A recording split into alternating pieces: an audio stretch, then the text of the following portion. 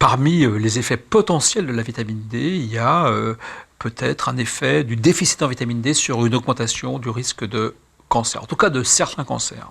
Je dirais que là on parle d'études, vous voyez, d'association. Hein. On prend une population qui est apparemment en bonne santé, on lui dose sa vitamine D, puis cette population, on l'observe pendant plusieurs années, de longues années hein, parfois, et puis naturellement, il y a des gens qui vont développer des maladies, des cancers par exemple.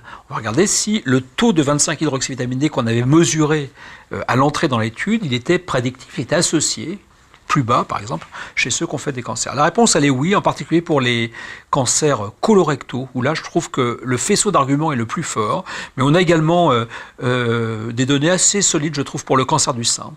Pour le cancer de la prostate, il y a des données également, mais attention, avec la notion que peut-être on est plus à risque de faire un cancer de la prostate quand on n'a pas assez de vitamine D, quand on a très peu de vitamine D, mais peut-être également qu'au-delà d'une certaine valeur, au-delà de 50 nanogrammes par ml par exemple, en tout cas il y a une étude qui le dit, c'est une étude, et bien peut-être que ça augmenterait également le risque. Donc il faut être aussi prudent, hein, la vitamine D, faut pas en avoir trop. Hein, donc aujourd'hui il faut aller doucement sur, je veux dire, la supplémentation en vitamine D et ce que ça peut apporter.